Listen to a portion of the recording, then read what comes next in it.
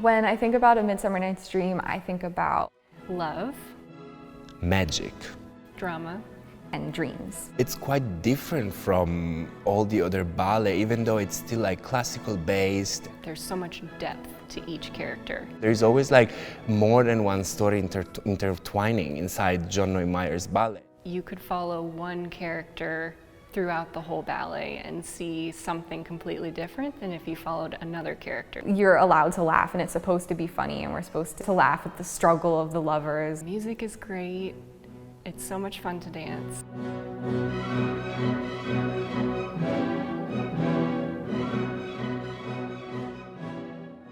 The ballet starts with Hippolyta getting ready for her wedding to Theseus. We also get to see Hermia and Helena, who are friends of Hippolyta. Lysander, who's a gardener. Demetrius, which is a soldier. Helena loves Demetrius, but Demetrius doesn't love Helena because he loves Hermia. And Hermia really has no interest in him whatsoever.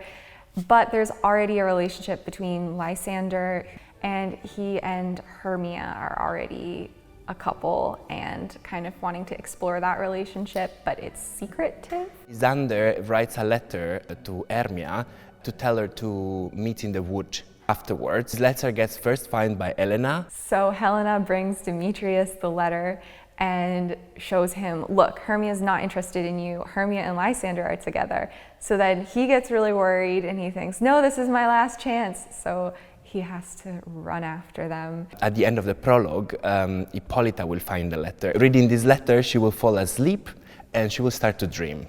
And that's how we're gonna end up in the forest, which is kind of a dream, but also kind of reality. There are moments where it breaks between the fairy world and the world with the lovers, because they're in the forest that night. The music for the lovers, I think of it as like classic Midsummer Night's Dream music. It's very joyful and the melody is really sweet. Costumes are quite balletic. They're like normal historical costume. It's quite obviously real life. But then when it transitions into the fairy world, The music is written from Ligeti.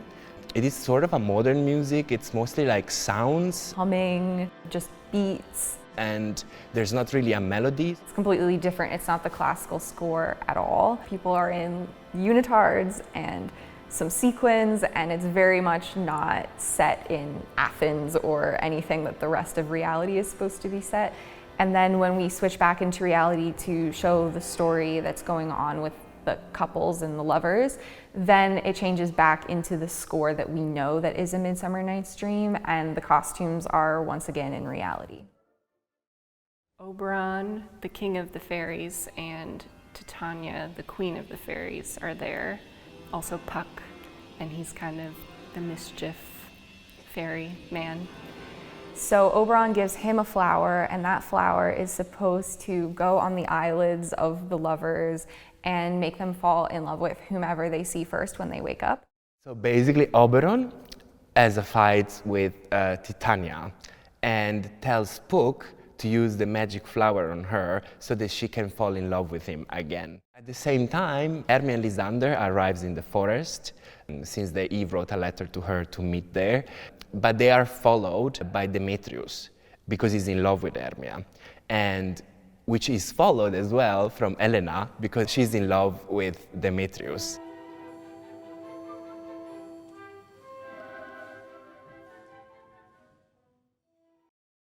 So there's a group of craftsmen. They are very excited for the royal wedding, and so they're doing lots of rehearsals, and they have music. They have a music box that they bring onto the stage. They are fun guys. They just like to have fun. They're preparing their play, and I mean they're pretty bad at it. They're craftsmen, so they're not like actual performers. So Oberon wants somebody to love Helena. He feels bad for her. So he sends Puck with his magic flower, and Puck mixes it up. Puck thinks that Lysander is Demetrius, so he uses the magic flowers on Lysander. So that when he wakes up, he'll fall in love with the first person that he sees, which happens to be Helena.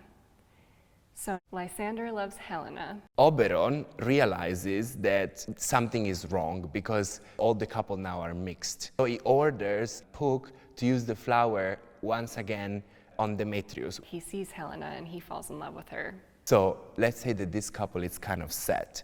But now the problem is that Lysander comes back and he loves Helena, so they start fighting over her. So Helena goes from having nobody who likes her to having both men like her. There's this whole struggle with, no, she's mine, and she doesn't want any of it, she just wants Demetrius. When Hermia comes back, she still wants to be with Lysander, but now all of a sudden he's not interested in her at all. Oberon then orders Puck to fix again all the relationship in the right order. Eventually, Lysander ends up with Hermia and Demetrius ends up with Helena.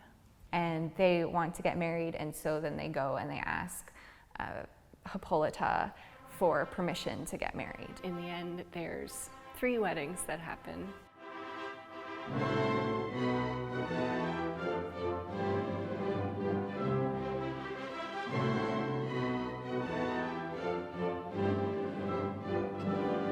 So it's one big happy wedding at the end.